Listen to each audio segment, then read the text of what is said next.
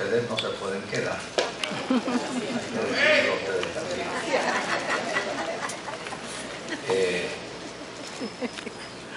Es más bien, tiene como propósito una reflexión en torno al servicio y en torno a la ayuda.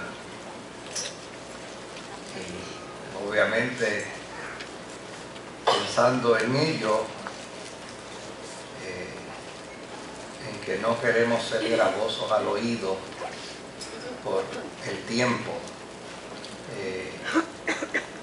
lo único que hemos hecho es alterar tal vez algunos de los testimonios que hemos utilizado. Pero les invito a que vaya conmigo a Hechos, capítulo 16, versículo 6. Hechos, capítulo 16, versículo 6 al 9, y leemos la palabra del Señor a la gloria del Dios que es Padre, Hijo y Espíritu Santo. Amén. Hechos 16, 6 al 9. Atravesaron la región de Frigia y Galacia, ya que el Espíritu Santo les había impedido que predicaran la palabra en la provincia de Asia. Cuando llegaron cerca de Misia, intentaron pasar a Bitinia, pero el Espíritu de Jesús no se lo permitió. Entonces, pasando de largo por Misia, bajaron a Troas.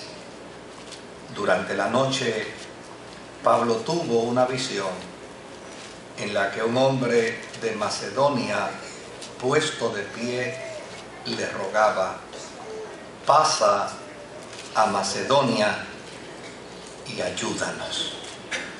Que el Señor añada bendición a su santa y bendita palabra.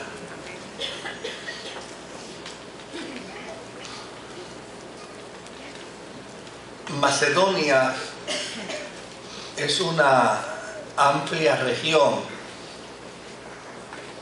al sureste de Europa y al norte de Grecia. En tiempos del apóstol San Pablo, Macedonia era una provincia del Imperio Romano. Desde luego, no era una provincia que demarcara una región significativa para el plan y la agenda que el apóstol San Pablo tenía en cuanto al trabajo misionero. Porque esta era una provincia que se encerraba en sí misma y no tenía unas confluencias o unas avenidas que pudieran decir: de aquí podemos pasar a otras provincias, de aquí podemos pasar a otras regiones. Más bien era una provincia que circunscribía una serie de ciudades, y eso era todo. De allí no se podía salir para ningún lado. Y desde luego, el apóstol San Pablo está considerado todavía al día de hoy por las escuelas de misionología como el más grande estratega en términos de establecimientos de iglesia. Todavía al día de hoy, las universidades que trabajan con el tema de la estrategia de misiones siguen planteando que el apóstol San Pablo es la figura cumbre en términos estratégicos. Y desde luego, cuando uno lee esta historia, lejos de circunscribirse a la historia, uno lo que quiere es encontrar verdades que están dentro de la historia. Y yo lo que me propongo en esta mañana no es hacer una narrativa histórica, sino a encontrar una serie de verdades que están dentro de esa narrativa. Lo primero que descubre uno dentro de la historia de el apóstol San Pablo como un estratega es que el apóstol San Pablo era una persona profundamente inteligente, era una persona profundamente sabia, con un nivel intelectual extraordinario, con unas capacidades extraordinarias. De hecho, el nivel de intelectualidad del apóstol San Pablo era tan extraordinario que podía discurrir con los filósofos de su tiempo, podía conversar con ellos y podía inclusive persuadirlos a la experiencia de la fe. Pablo llegó a hablar con reyes y con gobernantes, y cuando les hablaba a los reyes y a los gobernantes, ellos le decían a Pablo: oye, me persuades a ser cristiano. Pablo podía hablar con los enemigos de la fe, y dentro de esas pláticas y dentro de esas conversaciones que Pablo tenía con los enemigos de la fe, lograba probarle que la fe cristiana estaba por encima de cualquier pensamiento filosófico de su tiempo. Pablo inclusive podía resolver los problemas de las comunidades. Un problema como, por ejemplo, el problema que tuvo Pablo en la comunidad de Galacia, o un problema como el que tuvo en la comunidad de Corinto, le hubiera creado serias dificultades a cualquier ministro hoy. Sin embargo, el apóstol San Pablo manejó toda esa problemática con un acierto extraordinario. Tan extraordinario fue el acierto del apóstol San Pablo que hasta el día de hoy la forma y manera como él resolvió esos problemas siguen siendo hoy la métrica para resolver problemas análogos de la misma forma que Pablo los resolvió. Es decir, la forma y manera como Pablo resolvió los problemas hoy es doctrina para resolver los problemas. Y usted dirá: ¿y por qué estarán diciendo esto? Pues porque aquí hay una gran verdad que hoy necesitamos confrontarla con algunos planteamientos que uno escucha que no son bíblicos y que no responden a la Escritura. Como por ejemplo, hay gente que piensa que el espíritu y la inteligencia no guardan relación. Hay gente que piensa que si usted tiene mucho conocimiento de las Escrituras, usted se distancia del espíritu. O yo estaré diciendo algo equivocado. Pero yo he escuchado infinidad de veces. Yo nací dentro de la iglesia y he escuchado en infinidad de ocasiones gente plantear que cuando alguien usa de su inteligencia se distancia del espíritu. Es como si quisieran decir que Dios usa más a los brutos que a los inteligentes, ¿verdad? Es como si uno quisiera escuchar eso. Y a mí me parece que eso es totalmente antibíblico. A mí me parece que eso está en contra de toda enseñanza escritural. Porque fíjese que la Biblia enseña todo lo contrario. La Biblia dice que Dios creó al hombre a su imagen y semejanza. Y con toda honradez, yo no puedo creer que Dios me creó a la imagen y semejanza de Él desde el punto de vista físico. Porque a mí me cuesta trabajo pensar que Dios es calvo como yo. O sea, a mí me cuesta trabajo pensar eso, que Dios se parece físicamente a mí. No hay manera que yo pueda pensar que Dios se parezca físicamente a mí, porque yo cada vez me encuentro más arrugas y cada vez me siento más viejo. Y Dios no es así. Por lo tanto, Dios no se parece físicamente a mí. Cuando Él dice que me creó conforme a su imagen y conforme a su semejanza, no tiene que ver tanto con el aspecto físico. ¿Cómo? con el aspecto intelectual. La capacidad de pensar, la capacidad de analizar, la capacidad de poder llegar a conclusiones. Es lo que me hace entender que yo soy distinto a los animales. Por lo tanto, siendo distinto a los animales, soy conforme a la imagen y semejanza del Señor. Ahora, fíjese lo interesante de esto. Esta historia es interesante porque presenta a un apóstol San Pablo que se ha sentado a mirar el esquema de su tiempo y a mirar cómo puede manejar dentro del esquema de su tiempo el aprovechamiento, el éxito de su trabajo misionero. Y Pablo sabe con perfecta claridad que ir al campo misionero a predicar en un lugar que no va a producir efectos positivos es perder el tiempo.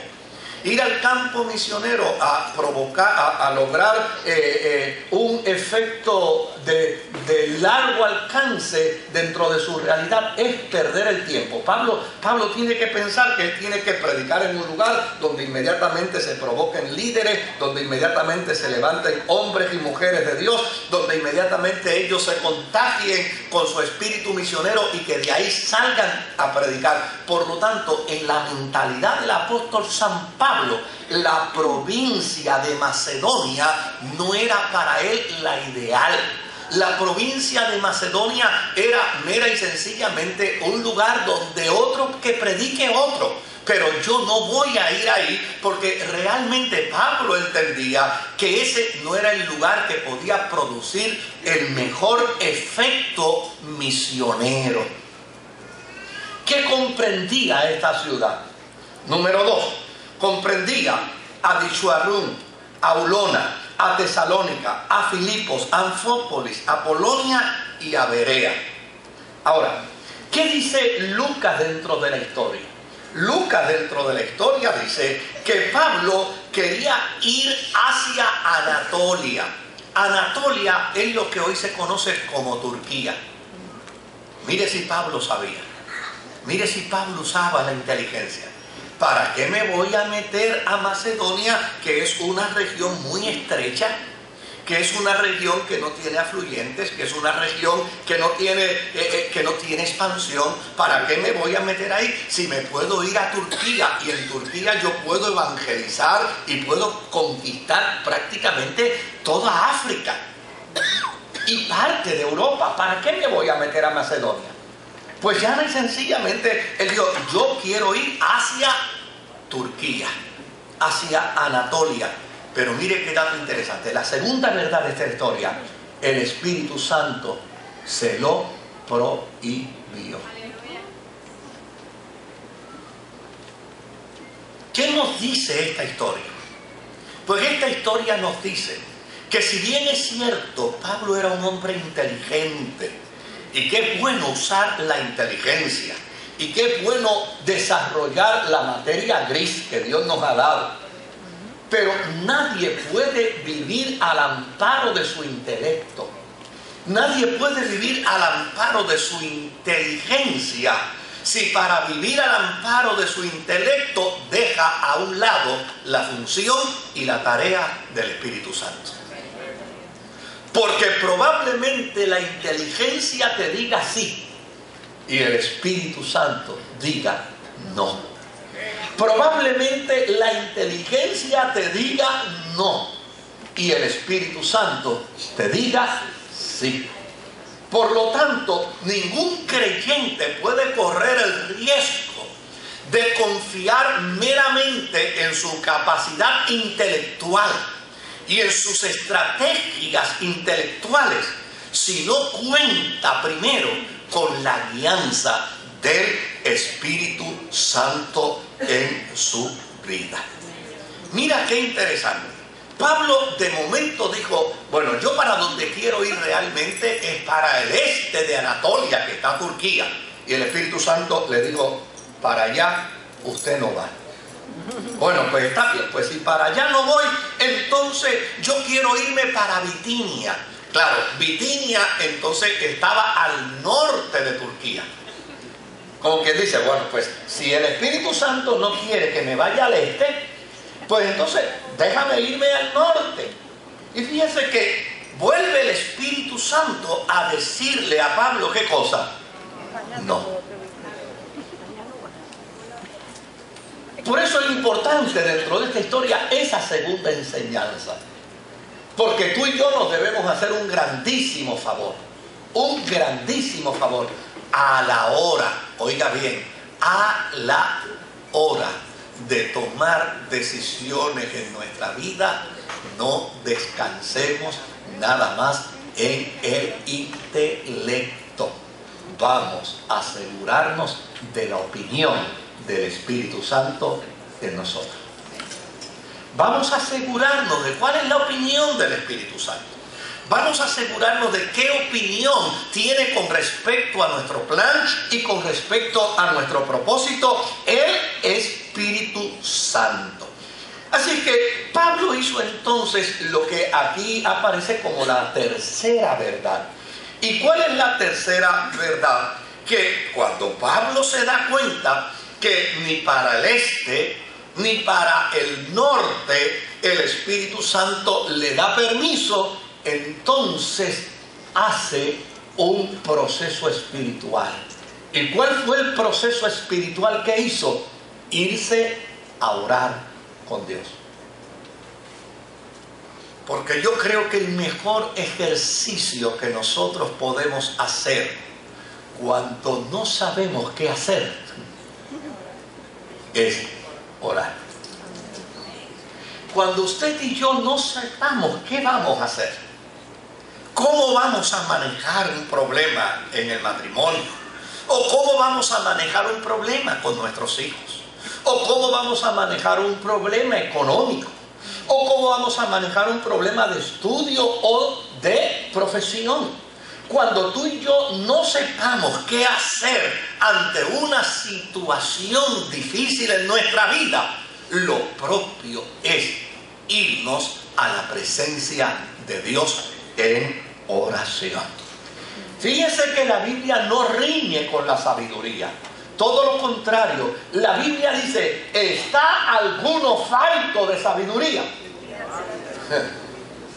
Demándela de Dios en oración. Por lo tanto, la sabiduría adviene también como resultado de ir ante Dios en oración. Y eso fue entonces lo que Pablo hizo. Como, digo, me voy para el este, le dijeron, no compadre, para el este usted no va. Y digo, pues entonces me voy para el norte. Y le dijeron, no, tampoco para el norte. Bueno, pues entonces quedan nada más que dos puntos cardinales aquí. Pues déjame no seguir cometiendo errores con el Espíritu. Entonces déjame preguntarle al Espíritu para dónde quiere que yo vaya. Y la mejor manera para hablar con el Espíritu es yéndonos en oración. Y Pablo comienza a orar. Fíjese que ya hemos hablado de la inteligencia, ¿verdad que sí? Hemos hablado de la buena disposición de nuestra vida para que el Espíritu nos dirija. Ahora estamos hablando de la tercera experiencia que resalta dentro de esta historia. Es la experiencia de ir a Dios en oración. En cierta ocasión, alguien le preguntó al predicador Billy Graham, ¿Usted nunca ha tenido problemas serios? Y él dijo, sí, he tenido muchos problemas serios y difíciles. ¿Y cómo usted los resuelve? Y él respondió, los resuelvo orando. Y siempre se le resuelven. Y él contestó, algunos se resuelven rápido, otros se resuelven más lento. ¿Y qué hace después de orar y ver que los lentos no se resuelven?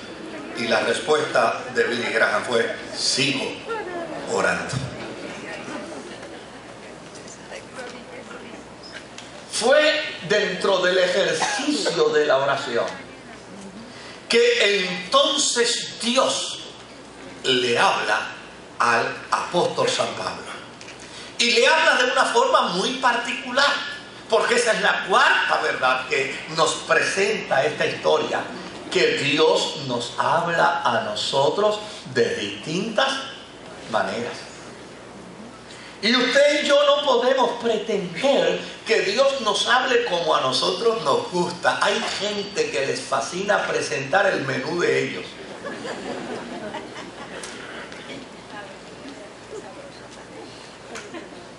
Hay gente que les encanta presentar su menú. Pero a fin de cuentas, la enseñanza de la fe cristiana plantea un principio de vida. Y ese principio de vida es que no se haga en mí mi voluntad, sino que se haga siempre en mí la voluntad de Dios. Y Dios nos va a demarcar su voluntad de muchas formas. Y nos va a hablar de muchas maneras. Dios nos puede hablar a través de un sueño. Dios nos puede hablar a través de una revelación. Dios nos puede hablar utilizando a una persona para traernos una palabra de ciencia, una palabra de sabiduría.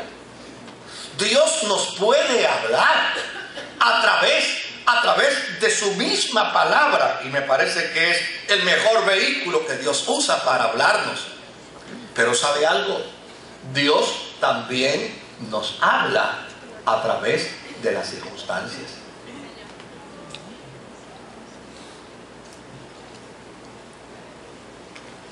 Dios utiliza las leyes circunstanciales para hablarnos. Y es importante que nosotros salgamos a conocer la posición de Dios con respecto a aquellas cosas en las que estamos interactuando, para ver qué es lo que Dios tiene que decirnos.